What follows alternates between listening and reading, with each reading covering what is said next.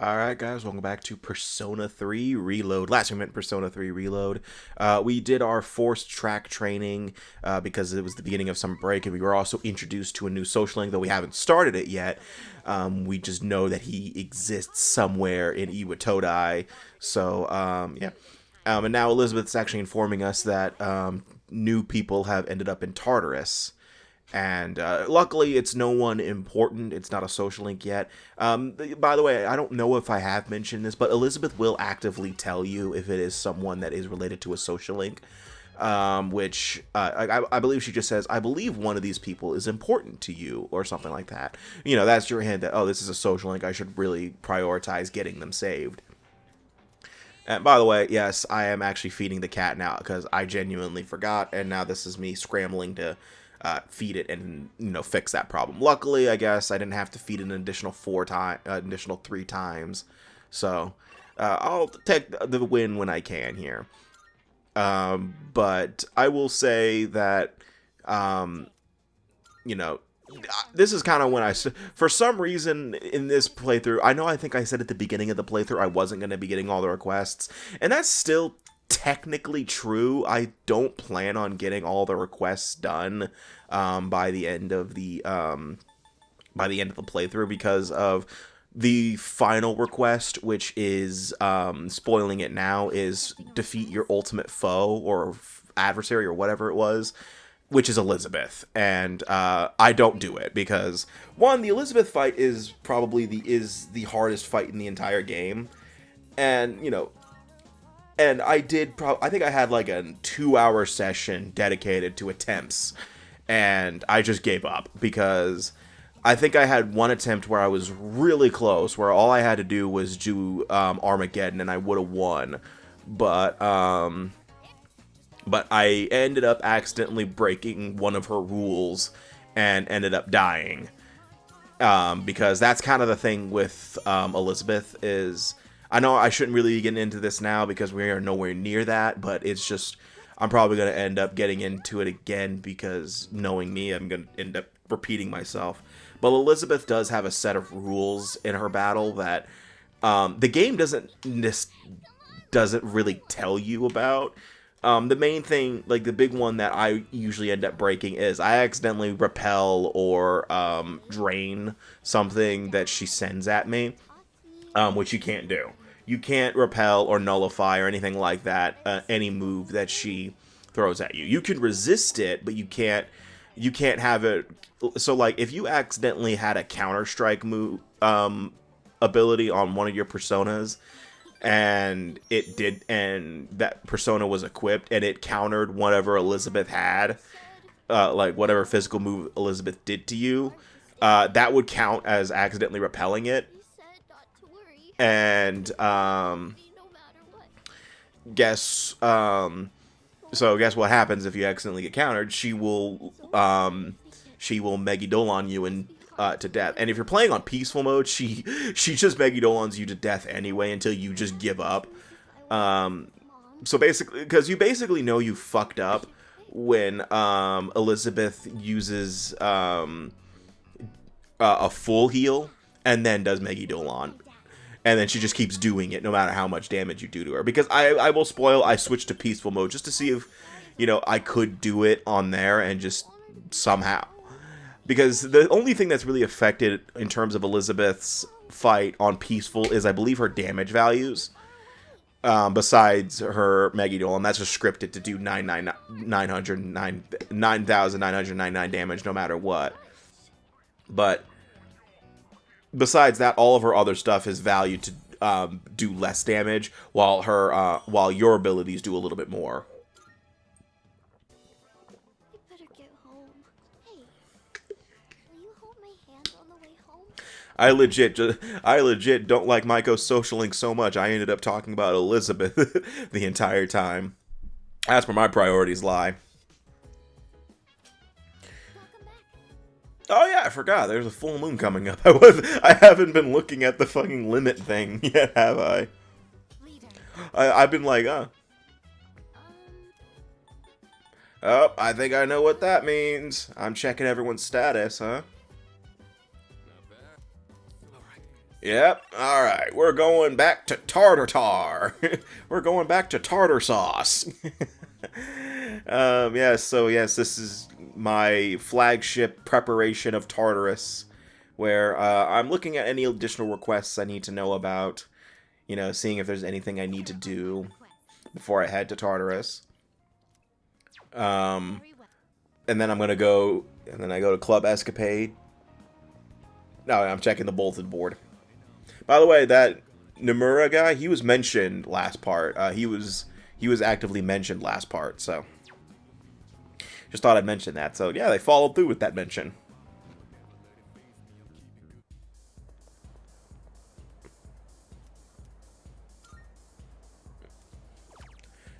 I think the only fortune I get in this game is the rarity fortune, because that's really the only one that's kind of useful. Because you want the rare shadows to pop up. That's kind of something you want to actively happen. And technically you would also want the Reaper to pop up once you get Armageddon. So I don't see the point in getting rid of in the point of the one that limits where the Reaper comes from. As of today, I will be joining in the operations to explore Tartarus. Alright. I am ready for deployment.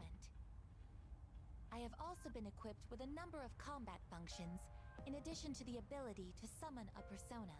I will provide more details later, but suffice to say, you won't want to miss it. Can you transform? Excuse me. When the time comes, prepare to have your mind blown, as they say. Our current objective is the elimination of the large shadows that appear during a full moon. In order to accomplish this, it will be crucial to gather combat data in Tartarus.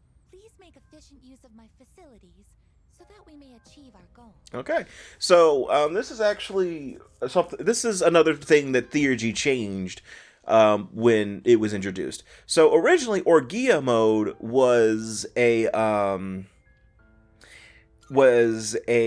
function, was a whatchamacallit, it was the setting you could change the AI to. If I may say so. Oh, and this is Elizabeth hinting towards monad doors. I'll get into those later.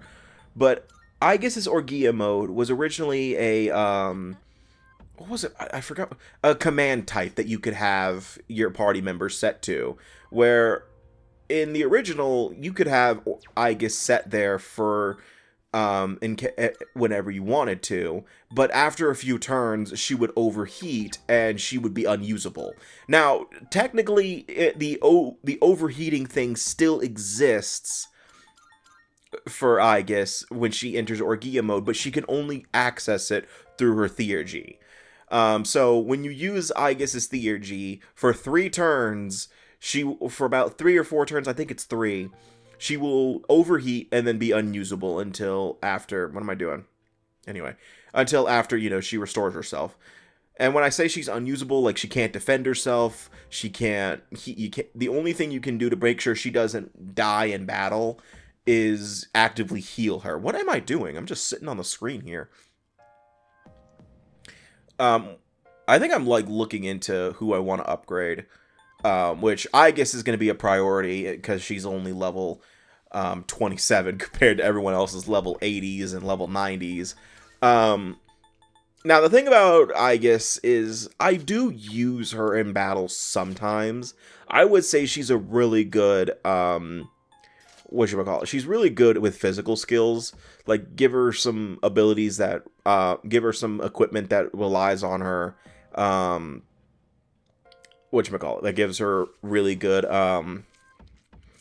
a good critical rate, and she would land critical hits like almost all the time.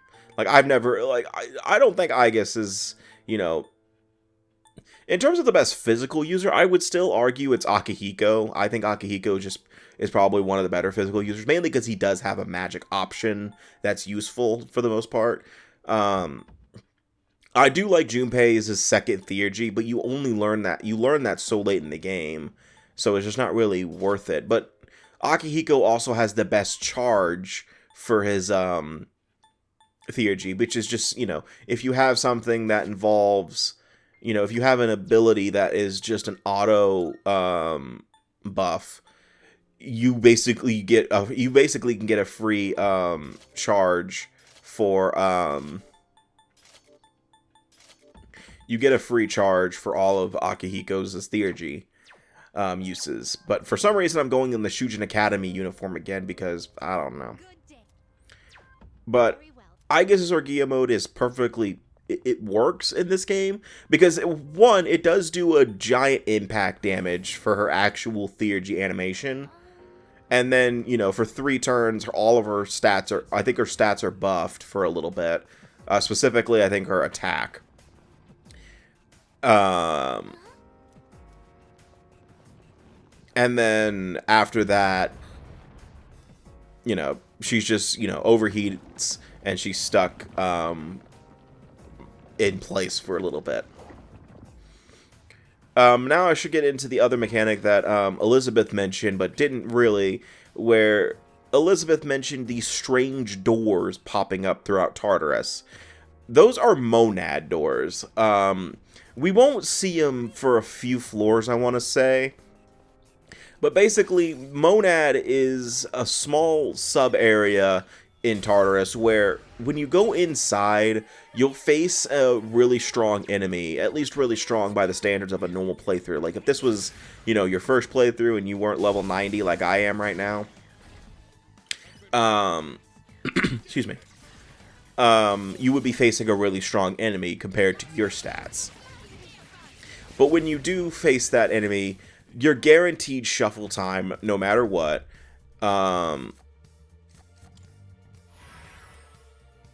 You're guaranteed shuffle time. You get better reward, and you get really good rewards at the end of the passage. Really, the only thing...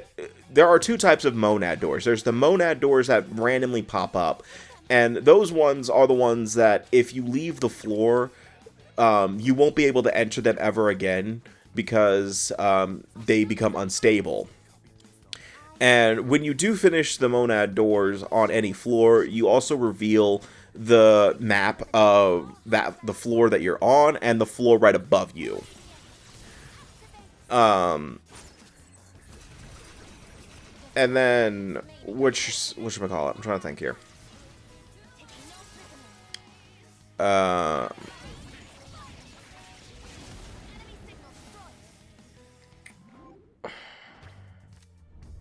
I'm trying to think of how to explain the monad passage. The monad passage is usually what you encounter at the end of all the Tartarus blocks from here on out. So you don't have to go back to Feeble and all them to do the monad passage. You don't have to do that. But those doors, they never leave, and they will never get unstable because you can approach them at a later. So you can approach them at a later time.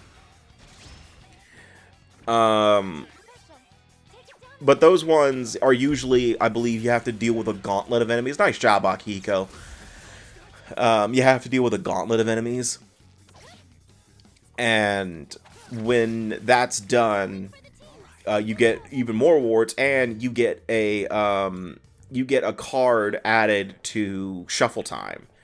You get a tarot added to shuffle time, but you also get the ability to add more cards to shuffle time. So, you know, usually, like right now, I think I need like 5 cards in order to get Arcana Burst for shuffle time. But once I finish the monad passage for here, I get another tarot, but I also get an additional card to add in order to do Arcana Bursting. Now, that may seem pretty ass backwards because, well, why would I want to add more cards to get Arcana Burst?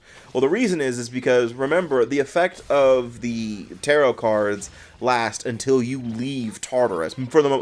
For some of them. There are a few that are one time, and then it's on your slot.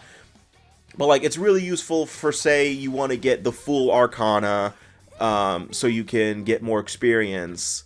And then the Lover's Arcana, so you can get more of a bonus for the Velvet Room until you leave Tartarus. That way, so basically, you want as many of those kind of cards in your hand when you Arcana Burst. Jesus Christ, not this again. You want as many cards in your hand for Arcana Bursting that have effects that last until you leave Tartarus. So yes, it may take longer to get Arcana Burst in the first place, but the effects will still linger no matter what, if any of that makes sense. But again, also you get more tarots to add, such as there's two tarots that add that let you draw an additional card from shuffle time, which if you can get both of them in your hand before you Arcana Burst, guess what? You can now draw 3 cards from shuffle time, and that's probably the best one. Oh yeah. And this is the other mechanic that we haven't gotten to, but I have mentioned it a few times, the clock mechanic. So, this is actually a simple one. This is a lot simpler than you think. Whenever you open a chest that uses that you have to use Twilight Fragments to open, in that case, that what just happened there, this giant clock, it has a slim chance of happening. It's very rare. I don't know how often it happens. But basically, when you do that, when that happens and you go in here, you can have it to where two of your party members, you could select 2 party members, and when you select the 2 party members for the Great Clock, what happens is they will get a huge bonus in experience based on what level you are. So say, for example, I was level 60 and Junpei was level 50. Well, guess what happens? When you go to a battle with Junpei, and let's put in Aigis, as she's level 45. Yeah, so right here, Aigis will only go up to level 40, but I'm going to bring her up anyway because, well, she needs to level up. She's only level 27. But Akihiko, since he's a lower level than me, and he should be anyway, everyone is, what will happen is when Aigis and Akihiko go into battle next, and they win that battle, it doesn't matter if they did anything, mind you. They could just stand there, and they'll still get the experience. They will jump up to that level that the game listed. So earlier it said Akihiko was going to jump from level 85 to 98. Well, guess what? Akihiko's going to jump to level 98 once I finish with him.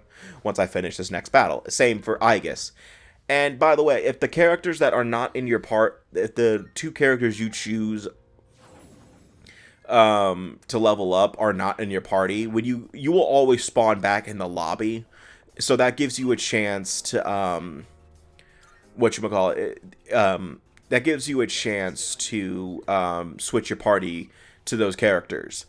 And the other thing is, it doesn't matter what you face, the level jump will still happen. So you could face a low-level enemy, and Akihiko will still jump to level 98, at the very least. Same for Aigis, she will jump to level 40. But I believe also the experience bonus affects, I believe, say you were fighting the Reaper in this instance, I believe Akihiko will still jump to level 98, but I think he'll also still be able to jump to level 90, level 99.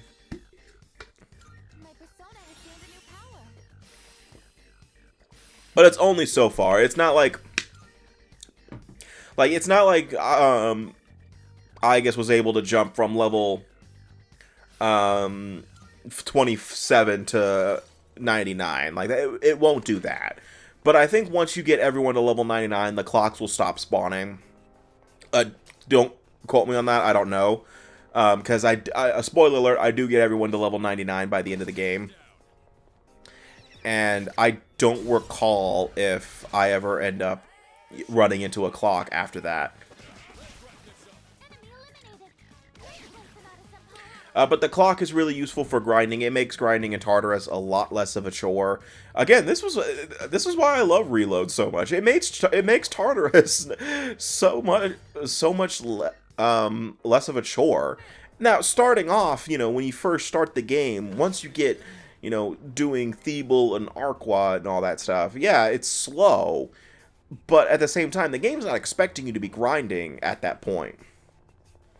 Because again, in all honesty, you really only need to do you don't really need to be grinding for the game. You really only need to be like level 70 in order to fully beat the game. If you're just going for, you know, all the social links and stuff like that. If you're not going to fight Elizabeth and stuff like that, you don't need to be grinding that much.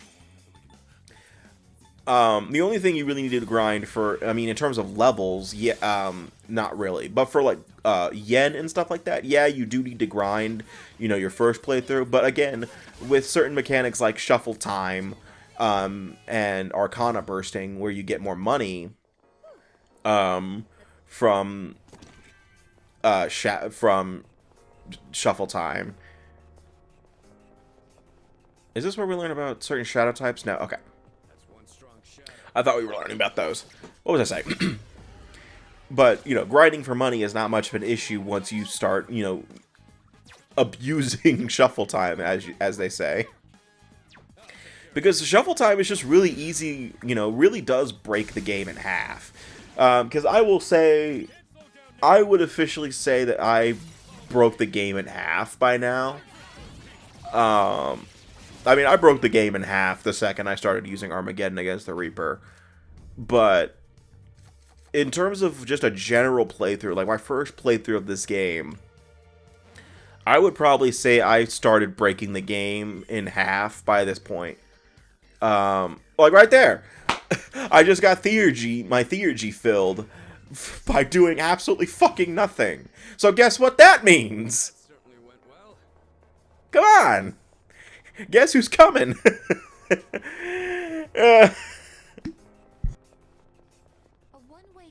I just accidentally turned off the mic, sorry. The hell am I doing? By the way, you can't go back to the previous floor by walking to the stairs, because the stairs don't exist, I guess. I don't know what happens to them by the time. Oh, I thought I was gonna fight the Reaper. Oh, shit, that's me. Yeah, I changed my ringtone to the Sheikah Slate sound, don't judge me.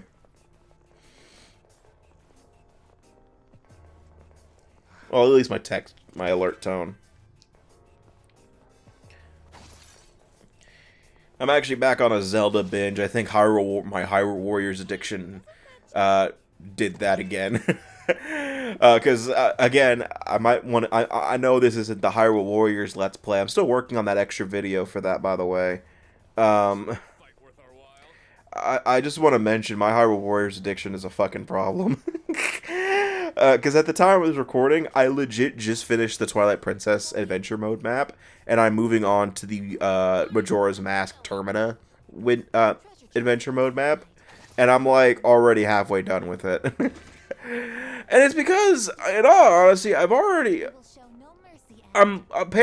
looked into the difficulty for Adventure Mode for Definitive Edition. And I guess I didn't really adjust the difficulty from Legends, because some of the DLC is very schizophrenic in terms of difficulty, and it's probably because of the handheld nature of Hyrule Warriors Legends. So it's a lot easier than I thought it would be, especially to get A ranks, because I was getting A ranks left, right, and sideways for it. Like, I think the only mission I have struggled in for any of the maps was a map where you were limited to Tingle, and it was where you're getting his level 4 weapon. That was the only map I actually struggled in, and it's because Tingle fucking sucks, okay? He's fucking useless. But besides that, you know, I don't think I really ran into many issues with Adventure Mode so far. I think I have a problem, and I need to check into some sort of addiction agency for Hyrule Warriors.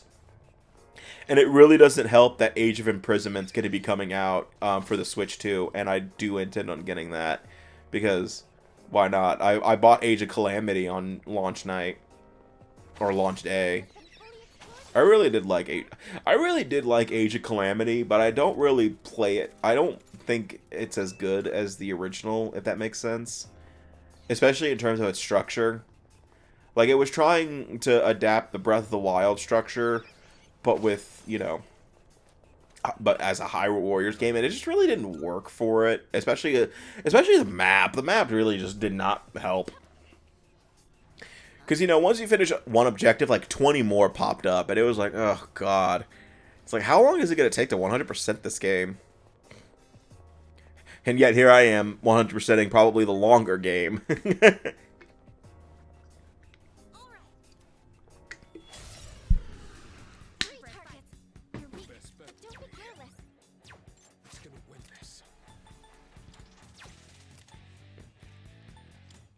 I do have Akihiko's theurgy charged up, but I think his only goes to one enemy, if I remember correctly.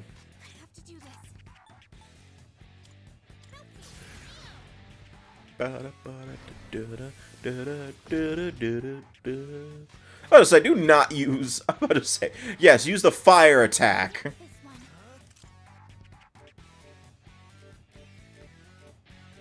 Mabufu, go back. You got Mabufu. By the way, I'm going to apologize if I accidentally mispronounce any of the move names, because some of them are like, what the fuck? I wouldn't even try.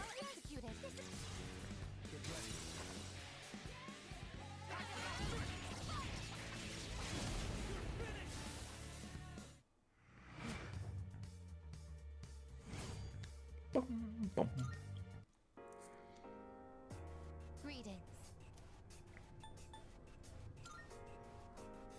Yes.